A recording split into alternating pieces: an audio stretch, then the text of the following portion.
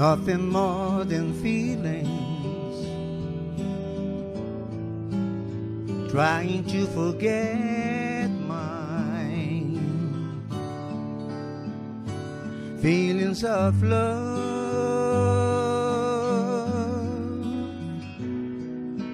teardrops rolling down on my face, trying to forget mine, feelings of love,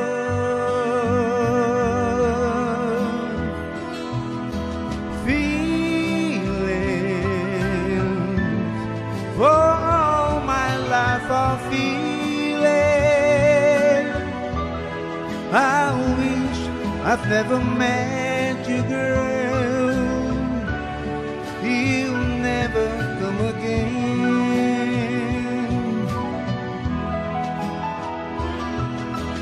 Feelings, oh, oh, oh, feelings, oh, oh, oh, feelings, again in my arms.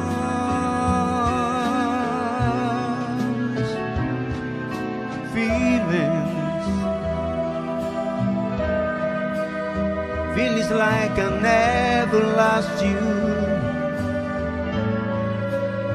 and feels like I'll never have you again in my arms.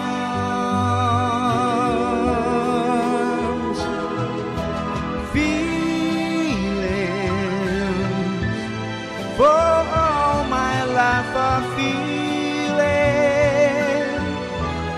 I wish I'd never met you, girl. You'll never come again.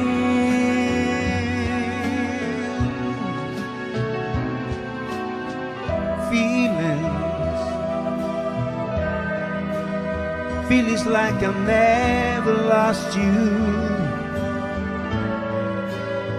and feelings like I'll never have you again in my heart.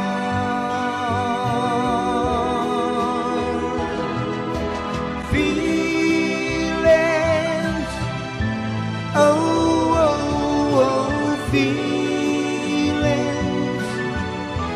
oh, oh, oh, feelings, again in my arms.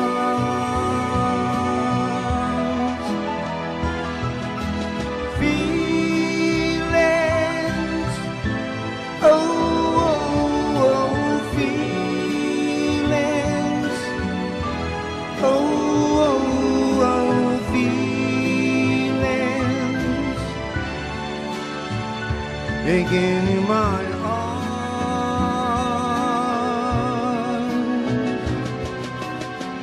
feeling. Romário, essa música do Maurice Albert que você fez agora aí, né? Maurice Albert, pra quem não sabe, o cara é brasileiro, viu? Sim, claro, é isso que eu ia falar. Naquela época tinha todo cantor brasileiro tinha que cantar internacional, era isso? É, porque a música americana, principalmente, estava muito forte nas rádios aqui no Brasil, né? Então, para fazer sucesso, tinha que cantar em inglês mesmo. Né? A música brasileira não era valorizada de jeito nenhum, né? Nem os próprios artistas valorizavam ela, não é isso? É, tinha aqueles que conseguiam chegar, tipo, a Jovem Guarda conseguiu chegar, a Bossa Nova conseguiu chegar também, mas para o grande público mesmo, era a música internacional. Os enlatados que vinham de fora, o pessoal... Então o pessoal todo gravou em inglês. Fábio Júnior gravou em inglês? Fábio Júnior... Mas o nome do Fábio Júnior em inglês era... Rapaz, eu não lembro não, viu?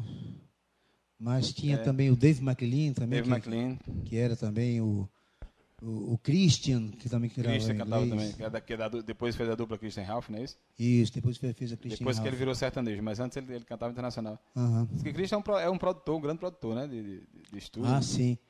E o Ralph, A maioria das músicas que saíam naquela época, e já bem depois também, na década de 80 também, a maioria das músicas que tinham aqueles corais de estúdio, o Rafa estava no meio. Fazendo as corais. Nossa, ele participou de muitas gravações. Falando desses estilos aí de música dessa época, você faz parte de um show chamado Show das Estrelas, não é isso? Então, Estrelas... Então, Fernando, como é que surgiu o convite para você participar do... Foi Fernando que chamou você para... Não, na verdade foi o Leonel Leite. A ideia dele. Foi a ideia dele. Porque algumas bandas, principalmente na década de 70 até o começo de 80, que as bandas faziam mais sucesso, as bandas de baile, né, faziam mais sucesso do que hoje.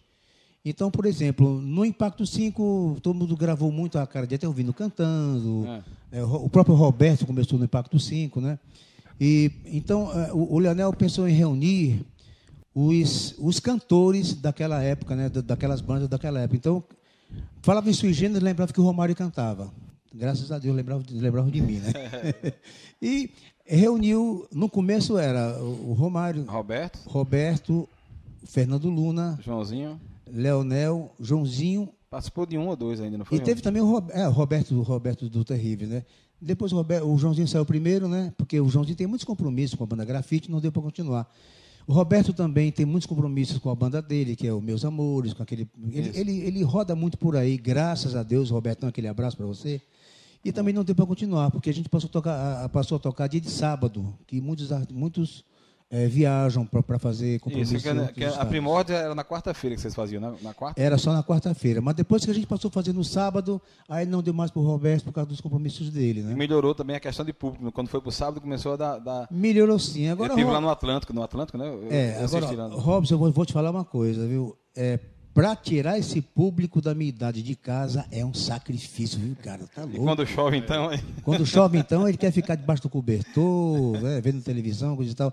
É muito difícil. É mais fácil você reunir 15 mil pessoas para assistir um show grande de forró, ou de axé, ou de seja lá que for, do que reunir, sei lá, 1.000 pessoas para assistir um show mais romântico. Relembrar, né? Os tempos bons. Relembrar também... os velhos tempos, gente. Vamos relembrar de vez em quando, né? Faz bem pro coração também. Eu estive lá no Show das Estrelas no Atlântico, eu estive lá, o Valmisson estava lá também comigo na mesa, e um espetáculo, repertório assim, né? Ferrinho na bateria, né? Obrigado. Grande salve, você no teclado, Fernando no teclado, e Ferrinho na bateria.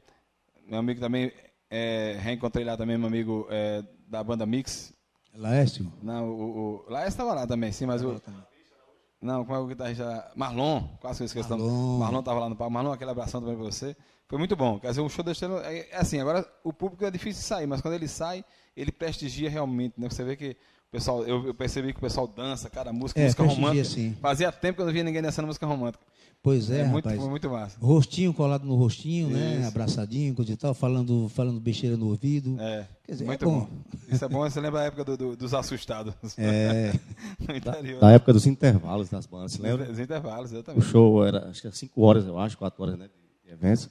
Aí a banda parava, tem um intervalo, aí quando voltava, sempre voltava com aquela música romântica. Fazíamos 3 horas seguidas, depois meia hora de intervalo. E mais 1 hora, né? Aí quando voltava, eles falavam também sessão só sarro. Sessão só sarro.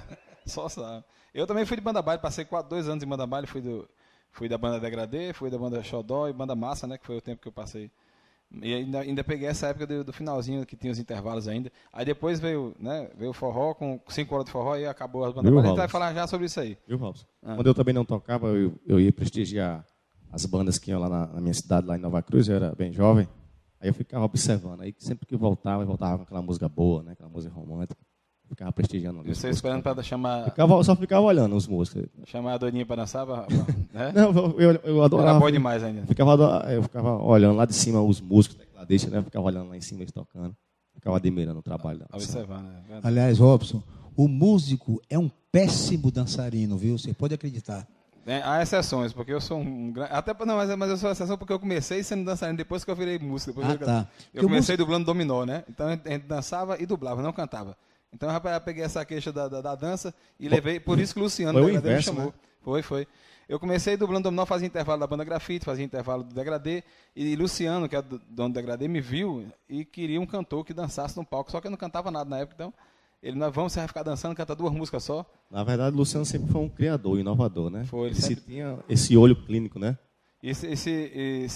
Segundo as más línguas dizem, as boas línguas, Luciano vai ser um dos nossos parceiros aqui no programa. Ele está com o estúdio lá com o Neto, quero mandar um abração especial para o Neto, aí, né, Rocha Neto, ex-cavaleiro de forró, que está com um estúdio agora muito bom. E tudo indica que eles vão entrar na parceria do áudio aqui com a gente, vai ser muito bem-vindo. Né? Luciano vai voltar a trabalhar com o Luciano de novo e rever Rocha Neto aqui todas as quartas-feiras gravando o nosso programa aqui, vai ser muito bom. Então, sejam bem-vindos aí, Rocha Neto e Luciano, que eu acho que semana que vem vai estar com parceria com a gente.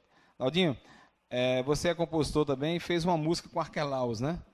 E teve uma visualização absurda no YouTube, né? Foi um videoclipe que causou muitas controvérsias, né? O pessoal, verdade, né? Né? Porque não era nem a minha... Como foi essa? A minha praia, né? Ele sempre gravava lá no estúdio, na época que eu tinha o estúdio. E ele sempre com aquela ideia de criar as coisas, para quem não sabe, o Arquelaus, né? Zainho. Abração aí, Arquelaus. É filho do Papel Gomes. Ele chegou com essa história de querer gravar essa música da Land Rover, né? Land Rover. Foi. E depois me levou lá para gravar o clipe. Você gravou o clipe? Não. Participei do clipe lá. Da Land Rover? Passou? Para mim era só ele e o... Não, participei... Você participou do Cabaré, né? Não, eu participei da composição, depois ele fez a outra música, né? A do Cabaré que você participou. Foi, a Mulher da Minha Vida. Mulher da Vida, né? Mulher da Vida, Mulher Aí da a gente foi lá participar. Que é que a gente faz pelo amigo, né? Fazer sucesso. Pois é, mas a que estourou mesmo no YouTube, não sei só quantas visualizações teve aquele vídeo. Não, não sei, mas parece que mais de 10 mil, né? Muito mais, acho que chegou a 60 mil, 65 mil. Foi muito bem. Teve uma vez que eu fui fazer um show numa cidade aqui do interior, e não é a minha linha, né? E a pessoa pediu para mim cantar, eu não sabia nem quando é que ia. Mas você tem participação na letra dela também? Tenho, ele pediu umas dicas lá. Ou foi só a parte de harmonia? Sempre que ele precisa, ele chama a gente, vai participar também do aniversário dele no dia 10 de junho, né? Sim, vai estar todo mundo lá, né, galera? Todo mundo. Você lembra, vai ser em Portolândia, é? Portolândia. Eu acho que ele confia muito no meu trabalho, né? Que ele sempre me procura. Liga toda hora, até de madrugada ele liga para perrear. Ele gosta muito de você. Um abraço, meu irmão. Valeu, Zainho. Pois é, foi esse videoclipe que o menino fizeram realmente foi uma coisa. Ficou engraçado, né, o videoclipe, e por isso que trouxe tanto. Porque o videoclipe chamava Vem Gatinha, o nome da música, né? Não, é Land Rover. Mas tinha um refrão que faz Vem Gatinha, vem Gatinha, vem. E a gatinha não aparecia, que eu vi o clipe todinho, a gatinha não aparecia. Ninguém via mulher no videoclipe, né, cara? Era ele e outro cara tomando champanhe em cima das dunas. E por isso causou essa polêmica toda, né? Foi muito engraçado. Vamos agora ouvir, Naldinho, eu quero ver agora você tocando aí pra gente, tá certo? Vamos fazer aí, Naldinho Ribeiro aqui no Nossa Música. Quando o claro do sol vem despontando por detrás da montanha lá da serra, abra a porta, sinto o cheiro da terra, no puleiro do quintal canto o galo, bota a sela no lombo do cavalo, depois de tomar o meu café, com carinho, amor e muita fé, eu vou levando a minha vida de gado. Sou vaqueiro e vivo apaixonado por forró, vaquejada e mulher. Sou vaqueiro e vivo apaixonado por forró, vaquejada e mulher.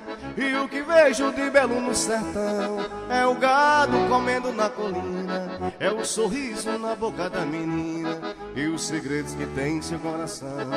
Meu forró e as festas de São João, Santo Antônio, São Pedro e São José. E o meu vício você sabe qual é, me perdoe se isso for pecado. Sou vaqueiro e vivo apaixonado por forró, vaquejada e mulher. Sou vaqueiro e vivo apaixonado por forró, vaquejada e mulher. Beleza, Naldinho Ribeiro aí, fazendo o melhor do pé de serra aqui na nossa música. Tá bom. Agora, em todo o programa a gente coloca um assunto em pauta, e o assunto em pauta de hoje é a ordem dos músicos, né? Eu quero saber de vocês, dos dois. Primeiro, eu queria que o Romário falasse, né? E depois o Naldinho falasse. Se vocês já pagaram, né? E se pagaram, o que significou para vocês esse órgão, a ordem dos músicos? Romário. Olha, Robson, eu tenho carteira da Ordem dos Músicos desde 1971 e vinha pagando as anuidades tudo direitinho até pouco tempo atrás. Eu acho que a ideia, como ideia, é ótima, porque é tal coisa. O que é um músico? É um vagabundo? Muita gente pensa assim, não é? A ordem dos músicos veio para dar um pouco mais de moral ao músico. O músico ter o seu próprio órgão de representatividade, que seria, no caso, a ordem dos músicos.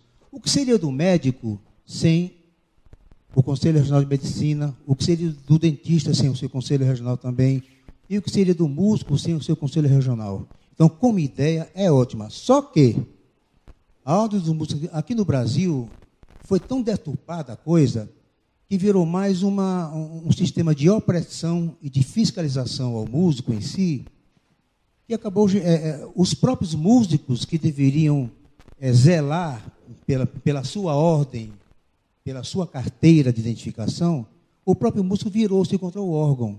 Por quê?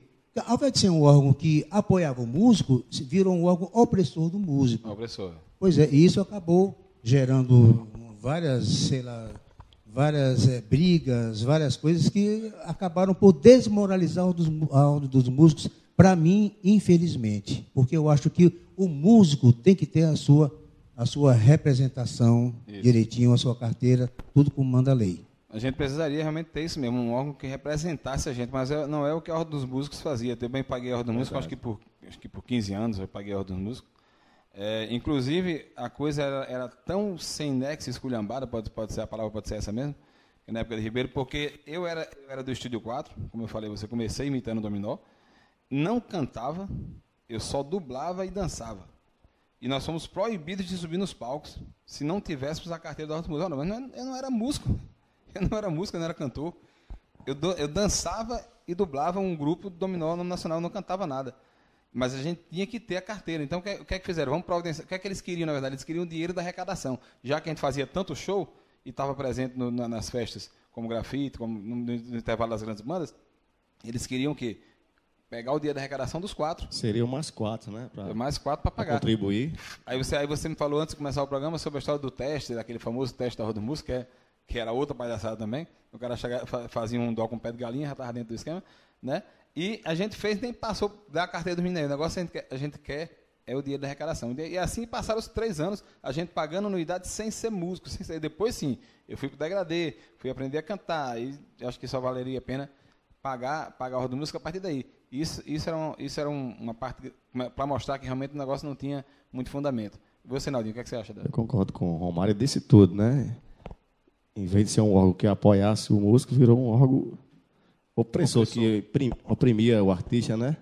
Chegava para tocar e, de repente, chegavam, fazia aquela pressão toda. Na verdade, não representava bem. Eu passei muitos anos pagando e não vi resultado, não teve resultado. Ele sabia. E nem fui ressarcido também, não, de forma nenhuma, né? Não é, mas não é mesmo.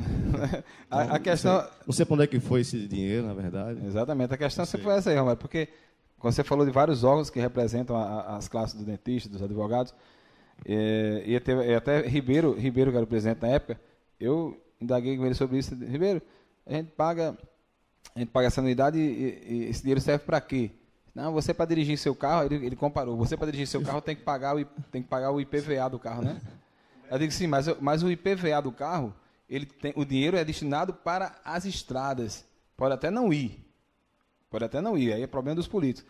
Mas o dinheiro do IPVA que a gente paga é destinado para fazer boas estradas e sinalização de trânsito, enfim, toda uma política em cima da estrada. E a Ordem dos Músicos ia para onde, né? E era muito constrangedor você estar tocando, de repente chegava o pessoal da fiscalização, né?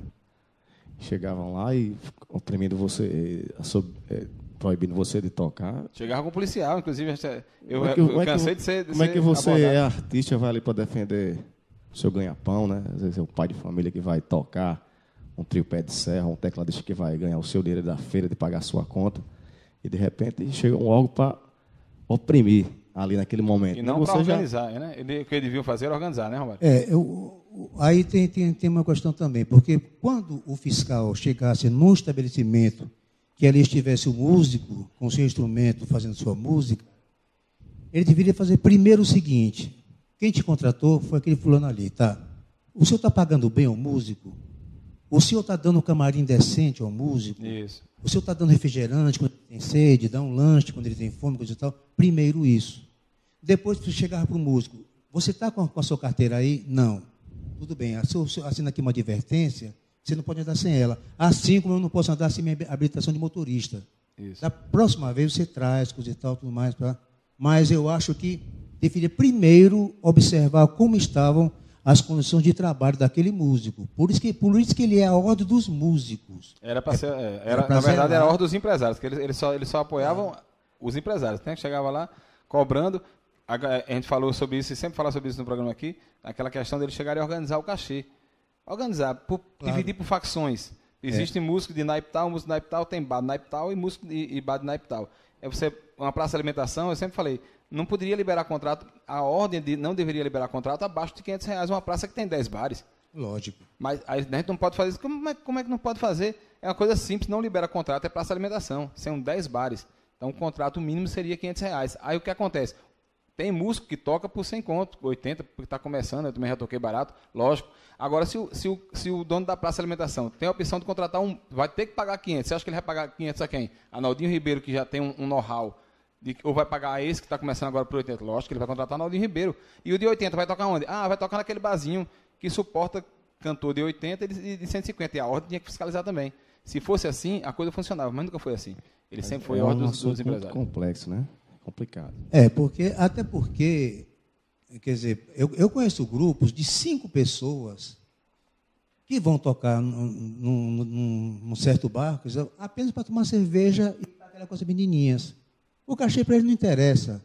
Então, aí ele atrapalha o trabalho daquele pai de família que sustenta os seus filhos com a sua música, né? Aí onde a ordem do músico devia entrar, realmente, para agir em cima desses músicos que não são cadastrados. E como eu falei, cada um dentro da sua própria área. Se você vai subindo, seu nome está crescendo, você vai ser procurado cada vez mais, o seu cachê automaticamente vai aumentar. Você sabe, o Naldinho tem o cachê dele hoje, não é o mesmo cachê que quando ele começou, com certeza. O meu cachê hoje não é o mesmo cachê que quando eu comecei. E assim, vice-versa. Então, se eu estou começando, eu tenho um cachê para trabalhar em bar X. E depois de 10 anos, se eu conseguir construir um nome... Agora, Robson, só fazendo aqui uma pequena parte, fugindo um pouquinho do assunto, é uma vergonha o sujeito que se propõe a sair de casa com a carteira no bolso, dirigindo o seu carro de luxo, chega num bar, vai tomar, 20 cervejas. Rapaz, geralmente o curvé do músico custa uma cerveja, mais ou menos, R$5, R$4, é o curvé desse músico. E ele se nega a pagar. Bacana, peraí. Tu pode sustentar um carro de luxo, com DVD a bordo, com tudo que tem direito, mas não pode pagar R$5 para um músico estar lá tocando para você ouvir? Espera aí, meu caro. Essa é a velha questão da valorização do músico que não tem. Por isso tem que começar. Já começa pela própria mídia local, que não dá espaço nenhum para o músico, já deixa... E a gente aqui está com esse programa justamente para isso, para abrir o espaço, para que a gente possa mostrar cada vez mais nosso trabalho, para ser mais valorizado. Aí é onde entra, né? A mídia, às vezes, abre o espaço para aquele que tem mais condições financeiras de pagar para entrar. Aí entra aquela questão da música que o pessoal absorve, né? Às vezes é uma música de moda, né? Que chama de moda, né? Forró de plástico, eu digo mesmo.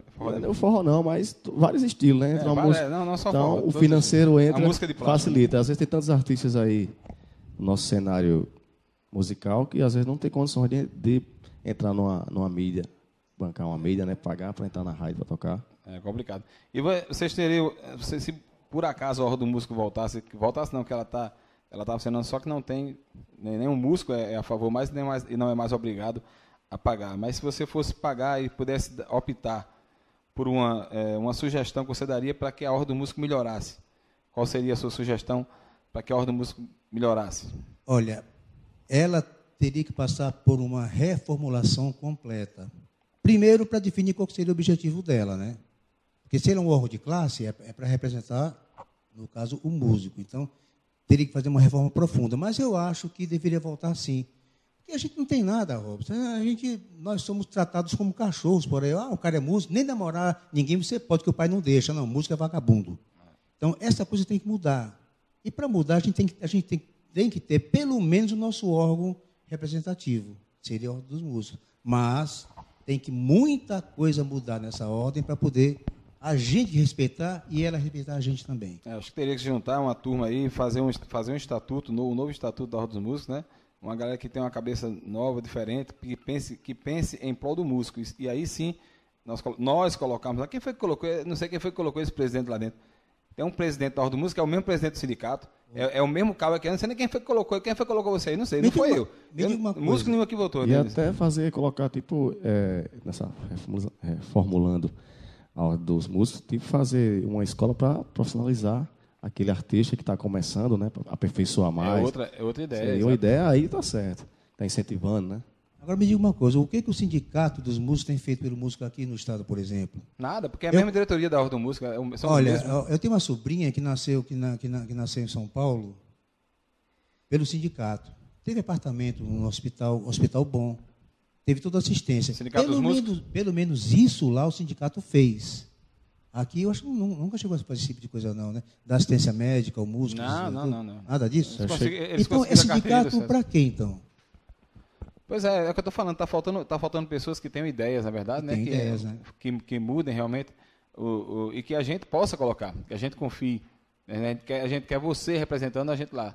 Não só lá, na Ordem dos Músicos. Eu acredito que também na Câmara Municipal a gente precisa de um, na Câmara dos Deputados a gente precisa de outro representante, porque nós temos aí pessoas que se dizem músicos, que estão dentro da Câmara dos Vereadores e não fizeram nada pelos músicos, né? Porque para você se aposentar como músico é muito complicado, né?